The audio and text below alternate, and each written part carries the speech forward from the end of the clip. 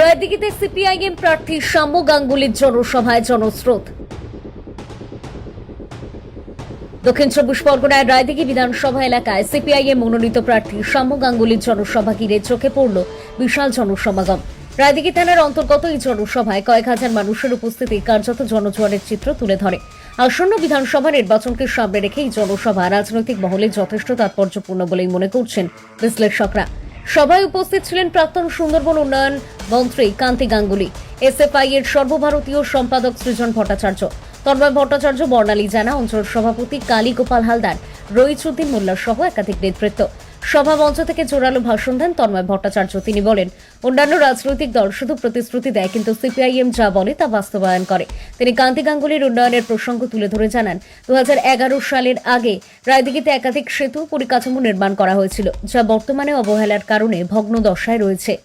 কান্তি গাঙ্গুলি তার বক্তব্যে বলেন, তার ছেলে শ্যাম্য গাঙ্গুলি নির্বাচনে জয়ী হোক বা না হোক, তিনি মানুষের পাশে থেকে কাজ চালিয়ে যাবেন। অন্যদিকে শ্যাম্য গাঙ্গুলি নিজেও জানান, মানুষের সেবার লক্ষ্যেই তিনি নির্বাচনে লড়ছেন।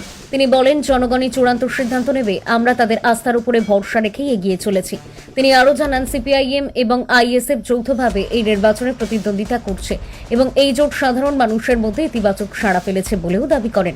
এই বিপুল জনসমাগম ঘিরে এখন রায়দিঘি বিধানসভায় রাজনৈতিক লড়াই কোন দিকে মোড় নেবে তা নিয়ে জোর জল্পনা শুরু হয়েছে। আগামী দিনে এই কেন্দ্রটি রাজ্যের অন্যতম চর্চিত কেন্দ্রে পরিণত হতে পারে বলে মনে করছে রাজনৈতিক মহলের একাংশ। রায়দিঘি থেকে তপন কুমার দাসের রিপোর্ট, টিএন নিউজ বাংলা। নির্বাচনী কর্মসভা হল, এই বিষয়ে আপনি কি বলবেন? নির্বাচনী জনসভা আগে দেখলেন, বিশাল আকারে জনসভা, মানুষ অনেক জায়গা থেকে এসে মানুষের ক্ষোভ বিক্ষোভ এই জনসভার মাধ্যমে প্রকাশ পেয়ে গেছে। এই প্রকাশের জনসভায় মানুষের কেমন সাড়া পেলেন? আপনারা নিজেরাও তো দেখলেন, আজকে সুন্দর রায়দিঘির বিভিন্ন প্রান্ত থেকে মানুষ এসছে জনসভার জন্য। আপনারা নিজেরাও দেখেছেন, মায়েরা বোনেরা বিভিন্ন অঞ্চল থেকে এসছে, তারা তাদের ক্ষোভের কথা এখানে বলছে। তারা লাল ঝান্ডার পাশে আছে, আইএসএফ লাল ঝান্ডার জোটের পাশে আছে। আগামী দিনে আপনি কেমন বসে আশা করছেন যে বুঝলাম না, আগামী দিনে আপনি কেমন আশা করছেন যে যেটার এই জন্য জনসভার রূপই বলে দেবে ভোটের রেজাল্ট কী হবে। জনসভার রূপ বলে দিয়েছে, জনসভার মেজাজ বলে দিচ্ছে ভোটের রেজাল্ট কী হবে।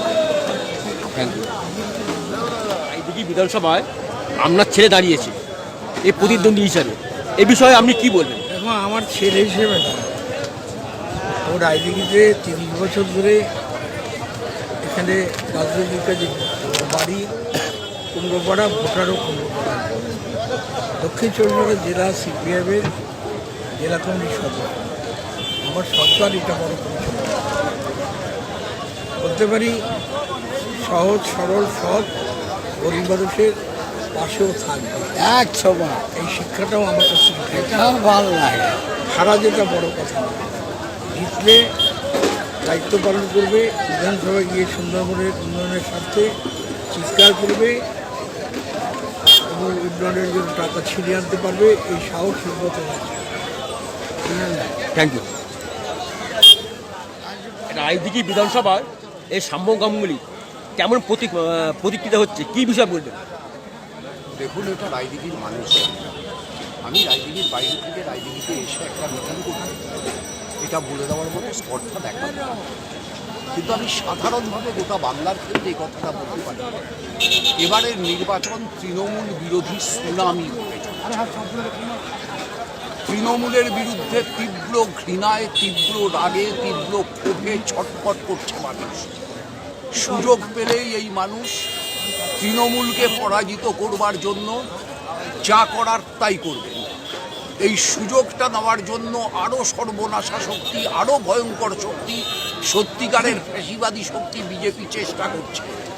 বিজেপির সেই চেষ্টাকে প্রতিহত করে পুরনো বামপন্থী মানুষদের আজকে রাস্তায় আসা উচিত। যে মানুষ একদিন বামপন্থীদের ছেড়ে বিজেপিকে ভোট দিয়েছেন, যে মানুষ বামপন্থীদের উপর রাগ করে হয়তো তৃণমূলেও চলে গেছেন, সেই মানুষদের আজকে বিবেচনা করা উচিত।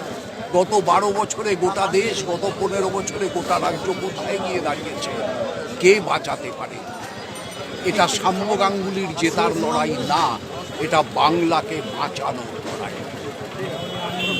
আপনার নাম ও পরিচয়? আমার নাম তন্ময় ভট্টাচার্য, আমি সিপিআইএমের প্রাক্তন দমদম উত্তর বিধানসভা। Thank you. ঠিক আছে,